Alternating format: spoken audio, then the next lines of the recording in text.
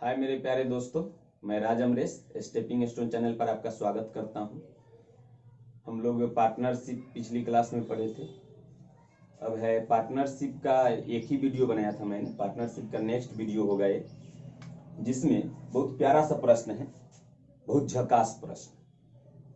और आप इसे समझ गए तो आगे का प्रश्न समझना और आसान हो जाएगा।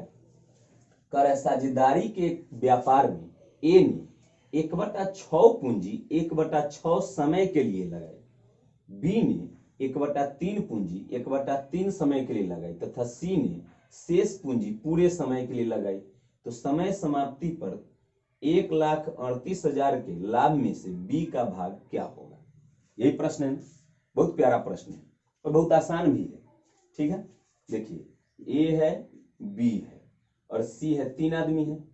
ए लगाया 1/6 पूंजी 1/6 समय के लिए, बी लगाया 1/3 पूंजी 1/3 समय के लिए, सी जो है शेष पूंजी लगाया है।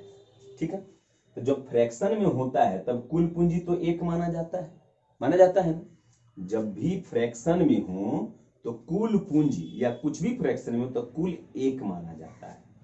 तो कुल एक है, जिसमें से 1/6 लगाया ए, 1/3 लगाया बी। ठीक है, तो कुल पूंजी में से ए और बी का घटा देंगे तो किसका बचेगा? सी का बचेगा। तो सी ने इतनी पूंजी लगाई।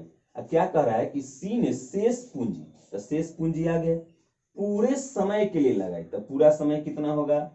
समय फ्रैक्शन में है तो पूरा समय एक होगा ना मेरे जिगर के टुकड़ों, बोलिए होगा ना एक।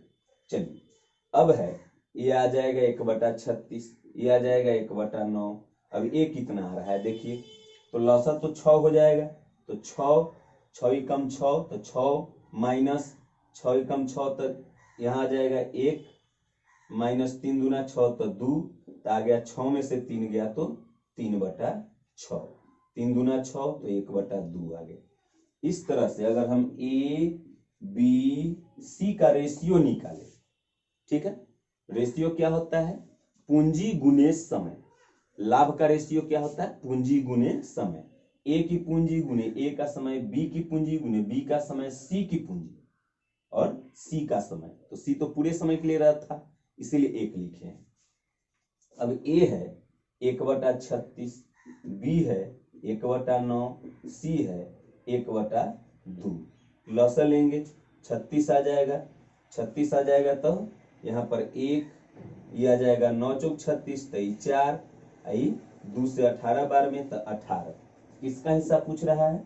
इसलिए पूछ रहा है बी का हिस्सा। तब बी बराबर हो जाएगा कितना में से? 1,38,000। 1,38,000 में से बी का हिस्सा है 4 यूनिट। अब बटा में इन सबको जोड़ के 18 4 22 1 23, तो 23 से ही कट जाएगा। 23 छक्का 138 6 बार में ना, तो 6 चौक 24,000। एक तो तरीका यह हो गया बनाने का, एक तो ऐसे बनेगा। दूसरा बनेगा, दूसरा तरीका कि ए है, बी है, सी है। समझिएगा 1/6 है, ये 1/3 है। इसका पूंजी 1/6, इसका 1/3। तो हम ऐसी संख्या लेते हैं जो 1/6 से भी कट जाए, 1/3 से भी कट जाए, अर्थात 6 से भी कट जाए, 3 से भी कट जाए। तो 6 मान लेते हैं। तो माना कुल पूंजी 6 है, जिसमें से 6 का 1/6 ए ने लगाए, यानी ए ने 1 रुपया लगाया। 6 का 1/6 तो 6 से 6 कट जाएगा तो 1 बचेगा। तो 1 रुपया ए ने लगाया। 1/3 पूंजी बी ने लगाया, तो 6 का 1/3 तो कितना आ जाएगा? 2। 6 का 1/3 तो 2, तो 2 पूंजी बी ने लगाया। तो 6 रुपए में से 1 रुपया ई लगाया, 2 रुपया ई लगाया, तो इसके लिए कितना बच गया? 3 रुपए। क्लियर है? 3 रुपए। अब है समय, तो समय है 1/6 1/3। तो फिर वही करेंगे कि ऐसी संख्या अपने मन में मानेंगे कि 3 से भी कट जाए, 6 से भी कट जाए। तो 6, तो माना कुल समय 6 है। ठीक है, 6 माह, कुल समय 6 माह। तो 6 का 1/6 समय के लिए ए लगाया, तो 6 का 1/6 यानी 1, तो इतना देर के लिए ए लगाया। बी ने 6 का 1/3 लगाया, तो फिर 2 समय के लिए लगाया। सी ने शेष पूंजी तो लगाया ही था, 6 रुपए में से 1 रुपये 2 रुपये तो शेष पूंजी 3 रुपए। सी ने पूरे समय के लिए लगाया है, यानी पूरा 6 महीना के लिए लगाया, यही तीनों का रेशियो हो जाएगा।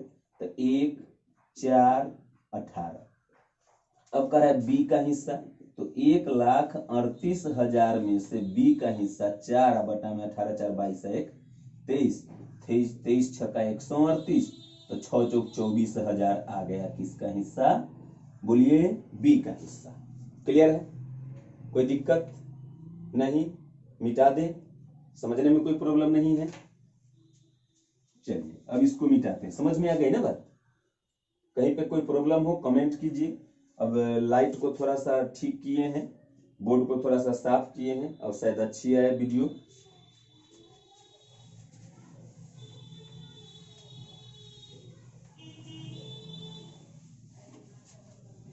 हमारा बी उत्तर हो जाएगा। ठीक है, बी नंबर 24,000 आया था ना। नेक्स्ट प्रश्न देखिए, नेक्स्ट प्रश्न है, बहुत प्यारा सा प्रश्न है। ए और बी एक व्यापार में क्रमशः 10,000 तथा 4,000 की पूंजी, 10,000 तथा 4,000 की पूंजी लगाकर साझेदारी करते हैं। ए लगाता है 10,000, बी लगाता है 4,000।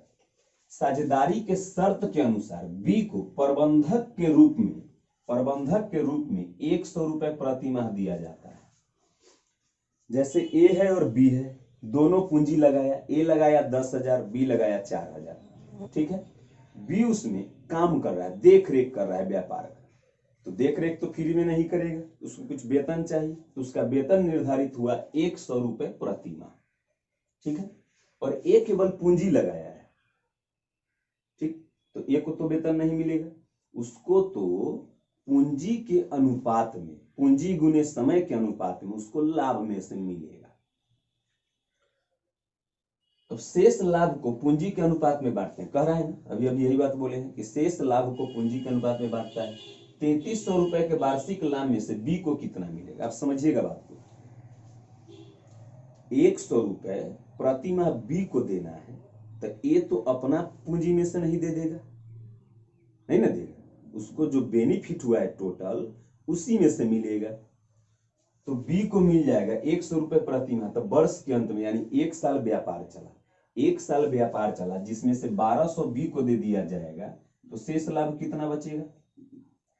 आप बोलिए 2100 बच जाएगा। अब 2100 रुपए को 3,300 में से 1200 घटा, तो 2100 रुपए को पूंजी के अनुपात में बांटा जाएगा। ठीक है, तो ए का पूंजी है 10,000, बी का पूंजी है 4,000। समय तो दोनों का समान है, 1 साल 1 साल, एक लिखे या न लिखे बात एक ही है। 3 शून्य से 3 शून्य कट गया, 2 दूना 4, 2 से 5, यानी 5:2। अब पूछ रहा है कि बी को, ध्यान से पढ़िएगा, बी को कितने रुपए मिले? तब बी को पहले तो 1,200 रुपए उसको मिले वेतन, बी को पहले 1,200 रुपया वेतन मिला, अब प्लस अब 2,100 रुपया में से बी को मिला कितना भाग? 2 भाग। अब बटा में 5 2 7, 7 से ही कट गया 3 बार में, तो 3 दूना 600, अब 1,200। बी को कितना मिला टोटल? 1,800 रुपए। ठीक है, हमारा उत्तर सी हो गया। कोई प्रॉब्लम हो कमेंट कीजिए, और आप ध्यान दीजिए कि आपको क्या पढ़ना है। रेलवे का एग्जाम नजदीक आ रहा है, रेलवे का जो डेट नोटिफिकेशन में दिया है, अगर वह उस डेट पे एग्जाम लेता है तो एनटीपीसी का एग्जाम 28 दिसंबर से होने वाली है।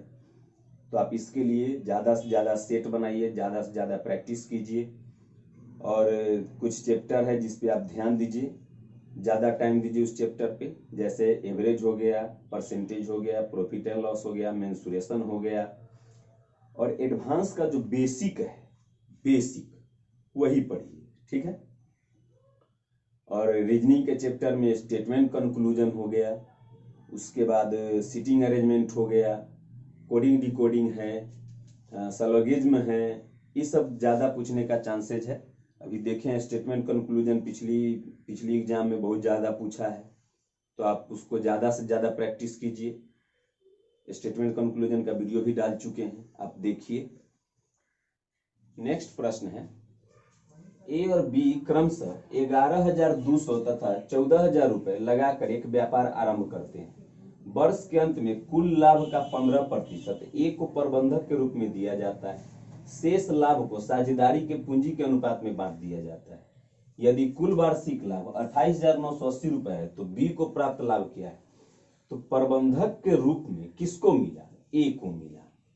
ठीक है, तो देख लेते हैं, ए है और बी है। ए लगाया 11,200 और बी लगाया 14,000। ठीक है, अब जो शेष लाभ बटेगा इसी रेशियो में बटेगा, क्योंकि समय तो दोनों का समान है।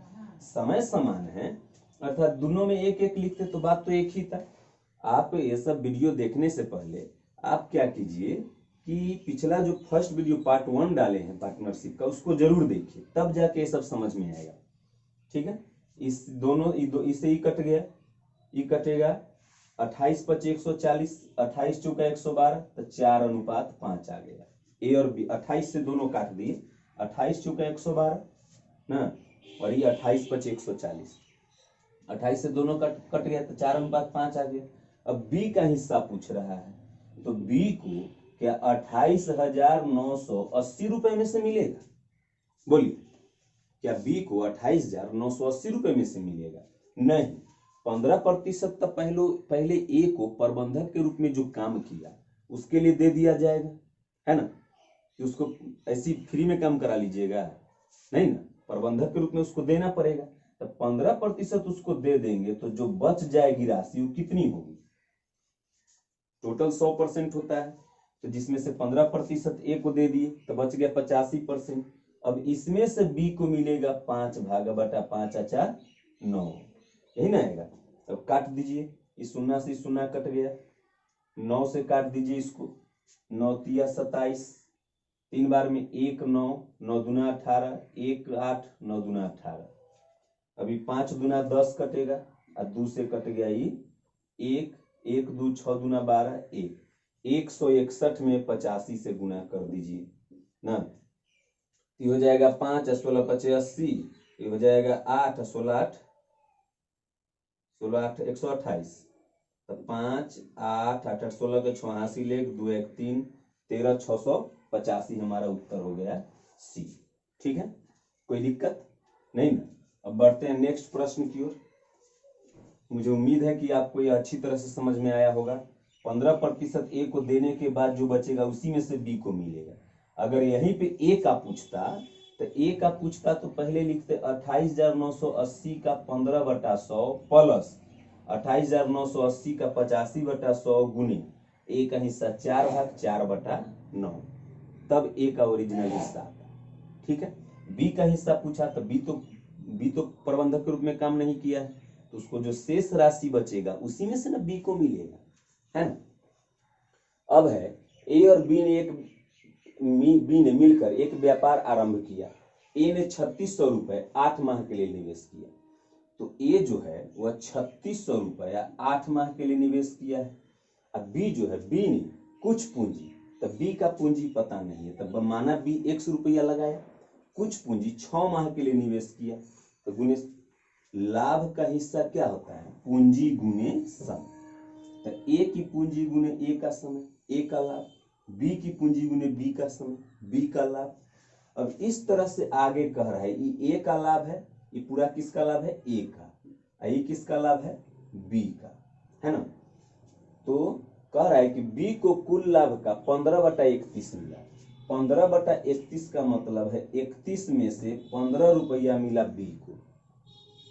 ठीक है, 31 रुपया टोटल लाभ हुआ होगा, जिसमें से 15 रुपया मिला बी को।